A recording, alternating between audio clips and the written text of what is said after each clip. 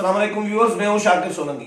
Viewers, आज हम बात करेंगे कि अपोजिशन रहनुमाओं की रिहाई भी हो रही है और गिरफ्तारियों का सिलसिला भी जारी है। इस पर आज बात करेंगे। आमिर सईद अवासी नैब को कवर करते हैं। बड़े दिनों से आमिर के साथ मेरी बात नहीं हो पा रही थी क्योंकि इसमें बड़ी डेवलपमेंट्स हुई हैं। आसफ अली जरदारी रिहा हो गए, फरियाल तालपुर साहिबा रिहा हो गई, आगा सिराज दुरानी स्पीकर सिंध असेंबली रिहा हो गए और खुर्शीद शाह की भी जमानत हो गई थी लेकिन वो रुक गए हैं। उसके बाद फिर मिफ्ताह इस्माइल रिहा हो गए, हसन इकबाल की गिरफ्तारी हुई है। आगे क्या होने जा रहा है, इस पर आमिर के साथ आज बात करेंगे कि नैब आगे क्या करने जा रहा है। लेकिन इससे पहले आपको गुजारिश होगी कि मेरा चैनल सब्सक्राइब करें और प्रोग्राम अगर अच्छा लगे तो इसको लाइक भी करें, शेयर भी करें, अपनी राय भी जरूर दीजिएगा, कमेंट्स जरूर कीजिएगा। आमिर, क्या होने जा रहा है? नैब क्या कर रहा है? एक तरफ गिरफ्तारियां भी हो रही हैं, दूसरी तरफ रिहाई भी हो रही है, अदालतें रिहा करती जा रही हैं, नैब गिरफ्तार करता जा रहा है। कर क्या रहे हैं, क्या होने जा रहा है? Shakir sir, thank you very much.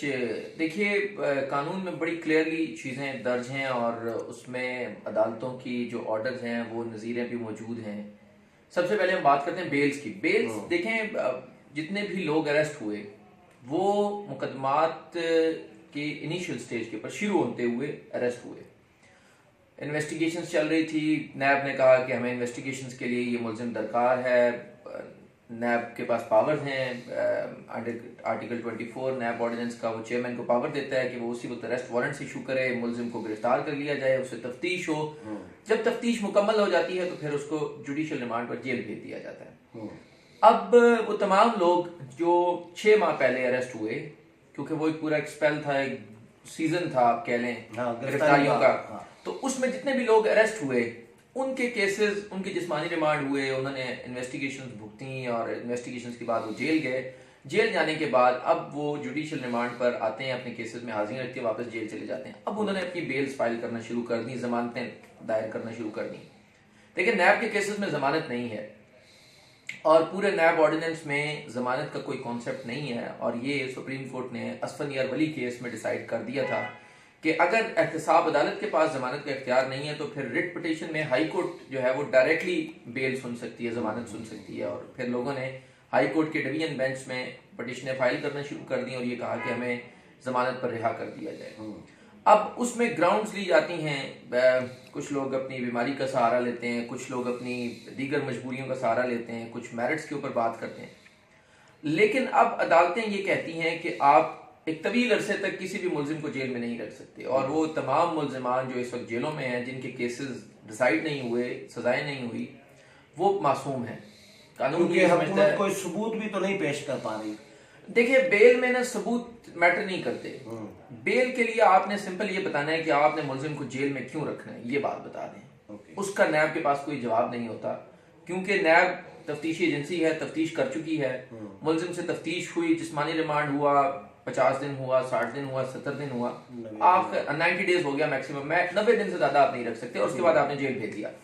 अब अदालतें ये पूछती हैं कि आप इन्हें मजीद क्यों जेल में रखना चाहती हैं। 90 डेज भी हो गए, ऊपर 100 डेज ऊपर हो गए, इवन 200 डेज हो गए, 200 दिन हो गए, आप मुलजिम को क्यों जेल में रखना चाहते हैं, जिसका नैब के पास कोई जवाब नहीं होता। आप किसी को एक इल्जाम के ऊपर जेल में नहीं रख सकते, ये अदालतें कहती हैं। और यही जब पूछती हैं तो नैब के पास कोई जवाब नहीं होता, तो अदालतें कहती हैं कि अनटिल और अनलेस मुलजिम कन्विक्ट ना हो जाए, उसको सजा ना हो जाए, तो मुलजिम बेगुनाह है और उस मुलजिम को जमानत उसका हक है। और अदालतें उसके ऊपर बड़ा क्लियरली अपनी ऑब्जर्वेशंस देती हैं।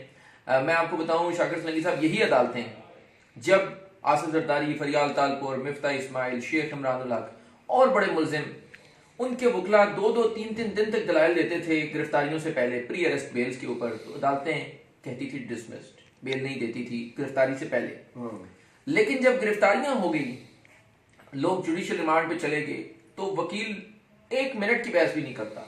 फारूक नाइक साहब ने 1 मिनट बहस नहीं की, मिफ्ताह इस्माइल साहब के वकला ने बहस नहीं की। सिंपल अदालत नैब से पूछती है, आप बता दें कि आप इन्हें क्यों जेल में रखना चाहते हैं। तो अदालत पूछती है, तफ्तीश हो गई? जी हो गई। आप ये बताएं आप इन्हें क्यों मजीद जेल में रखना चाहते हैं? तो कहते हैं कि जी सर वो हम कर रहे हैं, देखें ये है वो है।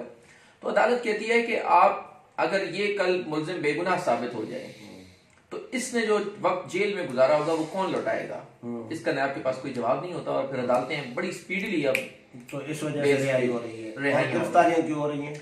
अब गिरफ्तारियां इसलिए हो रही हैं कि आपको भी पता है कि पाकिस्तान में अपोजिशन को तंग कर रहा है। जी अपोजिशन जो है वो मेरे ख्याल में उसमें हम हालात अगर जायजा लें इन केसेस का तो पीपल्स पार्टी के साथ हाथ होला है, हाथ हो रहा है। हाथ होला है होला और है। होला है ओके। और नून लीग जो है वो रगड़े में है अगर अच्छा। आप उनके केसेस को कंपेयर करें तो। अच्छा। तो इन हालात में नून लीग के हसन इकबाल साहब हो चुके हैं बुक और गिरफ्तार हो गए हैं, जिस्मानी रिमांड पर हैं। एक और एमएनए हैं मुस्लिम लीग नून के, वो बड़ी हिट लिस्ट के ऊपर हैं और उनका नाम नहीं मियां जावेद लतीफ़ साहब। मियां जावेद लतीफ। जी मियां जावेद लतीफ़ साहब जो है वो भी आखिरी मरहले में उनका केस और वो चीख रहे हैं। जी वो में चीख जाहिर रहे है, हैं हाँ। इसीलिए कि उन्हें पता है कि उनका नाम है और अमीर मुकाम साहब का भी इसमें नाम है और मरियम औरंगजेब साहिबा के खिलाफ भी केस जो है वो बड़ा तेजी से इन्वेस्टिगेट हो रहा है। लेकिन पहले नंबर पे मियां जावेद लतीफ़ साहब हैं। क्योंकि जो बोलेगा वो गिरफ्तार होगा, लग तो ऐसा रहा है। देखें ये तो अपोजिशन का मियां मौक़िफ़ जावेद है। लतीफ भी बोलते हैं और मरियम औरंगजेब भी बोलती हैं। जी एग्जैक्टली आप दुरुस्त फरमा रहे हसन हैं। इकबाल भी बोलने वाले थे। ये बिल्कुल अपोजिशन का मौक़िफ़ है और इस पे अगर ये बात की जाए कि आज जैसे राना सनाउल्लाह साहब की जजमेंट आई है, उस जजमेंट में आप पढ़ें तो उसमें जो उनके वकील साहब थे उनका एक मौक़िफ़ ये भी था कि क्योंकि राना सनाउल्लाह साहब बहुत वोकल हैं, अपोजिशन के बड़े बात करने वाले थे, तो ये पॉलिटिकल विक्टिमाइजेशन है। तो जो फाजिल जज साहब हैं उन्होंने अपनी जो बेल देने की वजूहात हैं उसमें ये ज़रूर लिखा है कि ये एक हकीकत है कि पॉलिटिकल विक्टिमाइजेशन हो रही है और बड़ा सख्त ऑर्डर है, अपोजिशन की हिमायत में है, हुकूमत के खिलाफ है। ऑल्दो कि हुकूमत उसके खिलाफ जारी है, एएनएफ जाएगी, सुप्रीम कोर्ट उस ऑर्डर को कैंसिल करवाएंगे क्योंकि उस केस में राना सनाउल्लाह साहब के केस में उड़ा के रख दिया केस को लाहौर हाई कोर्ट ने और उन्होंने कहा कि इसमें ये नकाइस हैं, इसमें शरीक मुल्ज़िमान की बेल को चैलेंज नहीं किया, इसमें जिस्मानी रिमांड नहीं लिया राना सनाउल्लाह का, आपने इसमें जो पॉलिटिकल विक्टिमाइजेशन है वो at the face of it नजर आ रही है। तो अपोजिशन का जो नैरेटिव है, जो बयानिया है, उसमें काफी जान नजर आ रही है अगर हम अदालतों के ऑर्डर्स को भी देखें तो। ये शहरयार आफरीदी जो बड़े दावे कर रहे थे कि मेरे पास सबूत है, मैं गुनाहगार साबित न कर सका तो मुझे मरते वक्त खुदा कलमा नसीब न करे, पता नहीं क्या क्या बातें की थी, जान अल्लाह को देनी है। जी शाकिर साहब आप दुरुस्त फरमा रहे हैं और कल हमने देखा कि शहरयार आफरीदी साहब की प्रेस कॉन्फ्रेंस भी थी और उन्होंने बगैर किसी शर्म व हया के एक बार फिर ऐलान किया कि मैंने जान अल्लाह को देनी है और बड़े सबूत हैं और हमने अदालत में पेश कर दिए थे और उनकी तरफ से ताखीरी हरबे हैं। देखें हमने जो ट्रायल कवर किए हैं एएनएफ के केसेस में, उसमें मुल्जिम के बचने का चांस बहुत कम होता है। उसमें दो चीजें आपने देखनी होती हैं, जो जजेस भी देखते हैं, जो केस भी देखता है, वो ये है कि क्या मुल्जिम के कब्जे से मनशियात बरामद हुई या नहीं हुई, जो उसके जो फर्ज मकबूजी बनते हैं, उसकी रिकवरी मेमो बनता है, वो है या नहीं है प्रॉपरली। एंड नंबर 2 विटनेसेस, दो विटनेसेस भी अगर हों, सिर्फ दो विटनेसेस, तो मुल्जिम को सजा हो सकती है और वो कानून बड़ा सख्त है तो और वो 9C है और उसमें सजाए मौत है। इसमें तो और राना सनाउल्लाह के केस में तो एएनएफ की क्रेडिबिलिटी डैमेज हुई है। देखिए अब मेरे ख्याल में एएनएफ के लिए बहुत ज़्यादा परेशानी नहीं होगी कि वो इस मुकदमे को साबित ना कर सकें, साबित तो उन्होंने कर ही लेना है और मुकदमा उनके लिए साबित करना कोई मसला नहीं है। अब ये ट्रायल कितने अरसे में मुकम्मल होता है, ये मेरे ख्याल में सवालिया निशान होगा कि अगर ये ट्रायल जल्दी मुकम्मल होता है तो सज़ा के चांसेस ज़्यादा होंगे और अगर ये ट्रायल लिंगर ऑन होता है, हालात तब्दील होते हैं, कुछ भी हो सकता है। अच्छा, खुर्शीद शाह के साथ क्या हो रहा है? जमानत दे दी एहतसाब अदालत ने, फिर वो रेफरेंस आ गया, उनको रिहा नहीं किया गया, फिर हाई कोर्ट ने भी मनसूख कर दी, उनके साथ क्या हो रहा है? शाकिर साहब मैंने अर्ज किया कि नैब ऑर्डिनेंस में, पूरे ऑर्डिनेंस में जमानत नहीं है, तो एहतसाब अदालत के पास इख्तियार ही नहीं है कि वो जमानत दे। अच्छा। इस पे सुप्रीम कोर्ट बारहा पार्लियामेंट को कह चुकी है कि आप लेजिस्लेशन करें और इख्तियार दें ट्रायल कोर्ट को, लेकिन अभी तक नहीं मिला इख्तियार। सो वो जज साहब ने ग्राउंड से बाहर जाके छक्का मारा और जमानत दे दी, हालांकि कानून में नहीं हो सकती।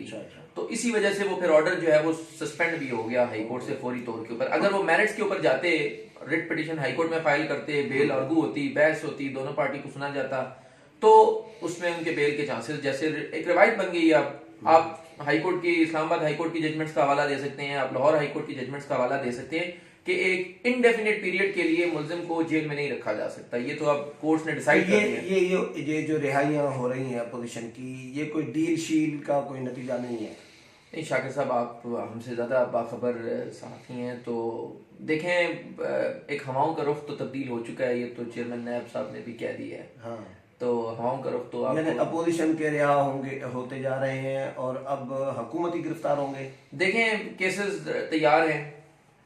ये तो चेयरमैन ने पहले दिन से, हम तो बचपन से सुनते आ रहे बचपन से सुनते आ हैं कि केसेस तैयार है पीटीआई के लोगों के खिलाफ, लेकिन गिरफ्तार या नोटिस तो एक को भी नहीं किया अभी तक। जी देखिए, आप अगर हालात देखें तो मुझे लगता है कि नोटिस पीपल्स पार्टी को भी हो रहे हैं, नून लीग को भी हो रहे हैं, लेकिन पीटीआई को नहीं आ रहे। पीटीआई को नहीं हो रहे।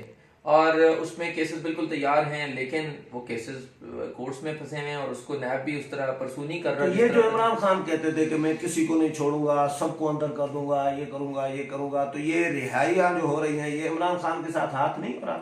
नहीं, हाथ नहीं। देखें, इमरान खान साहब भी इतने भोले नहीं हैं। उन्होंने तो मतलब अलग ऐलान क्या दिया है कि यू टर्न लेने में कोई हर्ज नहीं है, तो अगर उन्होंने इस पे भी यू टर्न ले लिया तो मेरा ख्याल है ये तो अब तो ये रिहाई मतलब तब हो रही है ना कि जब आप नेब जो केस है जो बना रहा है किसी के खिलाफ भी, वो ठोस कोई केस सबूतों के साथ पेश नहीं कर रहा, केस कमजोर करके पेश किया जाता है।